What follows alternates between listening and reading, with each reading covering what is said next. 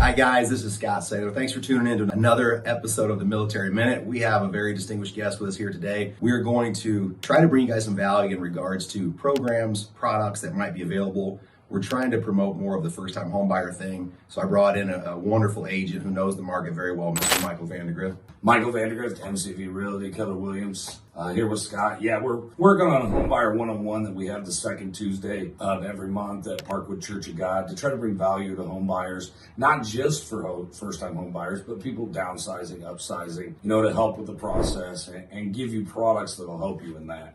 That's awesome. Tell everybody out there, where is the actual location?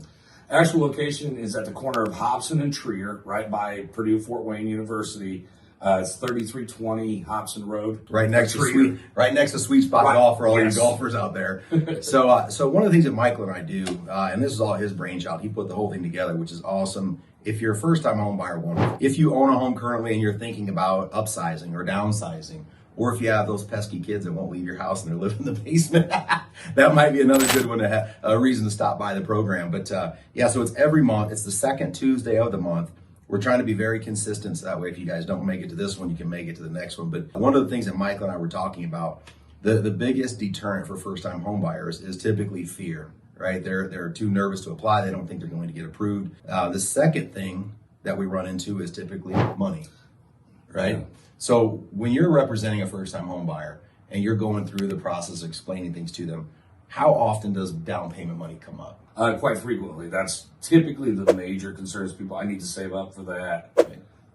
So that's where, we want to talk about down payment assistance programs. Absolutely. So there are a multitude of programs that require no money down. I guess the first and foremost, the one that's near and dear to my heart is a VA loan. If you are a home buyer and you are a veteran, and it can be any branch of the service, Navy, Army, Air Force, Marines, it can be the Guard, it can be the Reserves, whatever it may be. There are different caveats, but that is a zero down program, right? What's the rural program that we use? USDA. Boom. He's a real estate agent. He knows these programs inside and out, but USDA is also a zero down. The downside to USDA compared to VA is there's some income restrictions, right? Anybody living in the home, we've been through this. Anybody living in that home, if they're above the age of 18, they count them as income. Even if you're not married, they count that as income typically. So that's probably one of the bigger downsides to USDA. And of course, there's an outline for it. It's all typically a rural area that you have to be buying a home in, which can make it a little more difficult. And then we get to, so you've got VA,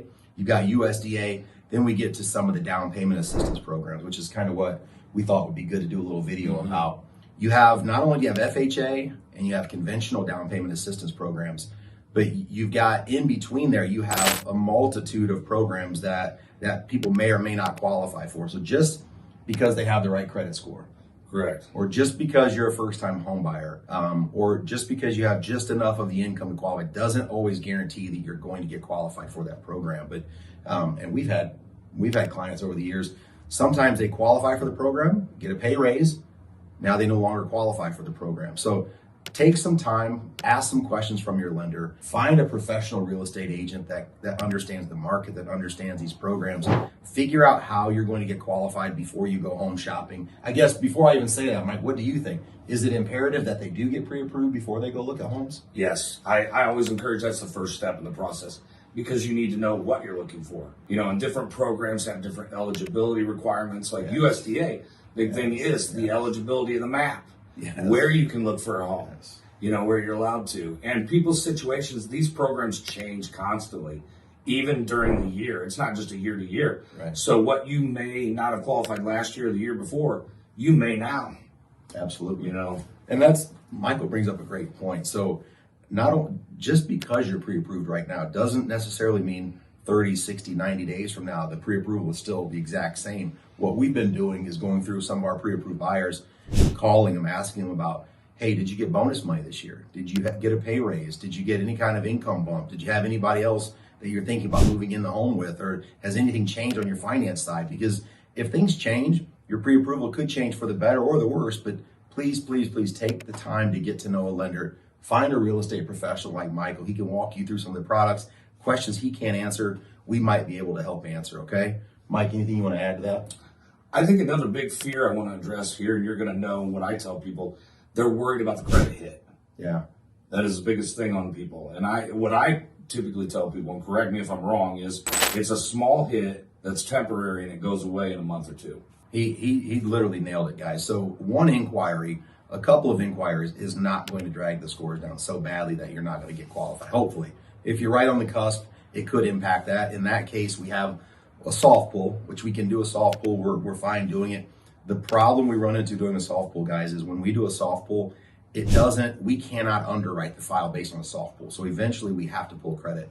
Once we've pulled credit, we're fine there. But yeah, until we've actually pulled credit, there's not a whole lot we can do. But the thing that we talk to borrowers about all the time is if your scores are so bruised right now that you're not going to be able to buy a home, having a mortgage inquiry is not going to drag them down another 60 or 80 points. But what it will do is gives us a chance, and you and I have been through many. We've helped repair credit. We've helped rescore borrowers to get them eligible to buy a home.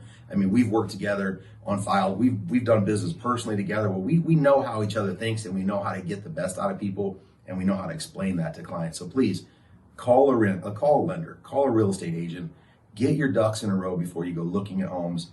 Talk to one of us about these programs, and if there's anything we can help with, I mean, this guy's been in a while. I've been doing it a while. We're happy to do that. If nothing else, at least let us answer your questions. Michael, anything you want to tell us before we sign off? Absolutely. Yeah, and if you can't make it to the Homebuyer 101, feel free to reach out to us. We'll meet with you privately. Absolutely, guys. Thank you. Have a great, Thursday? Have a great Thursday, and Thanks. try to stay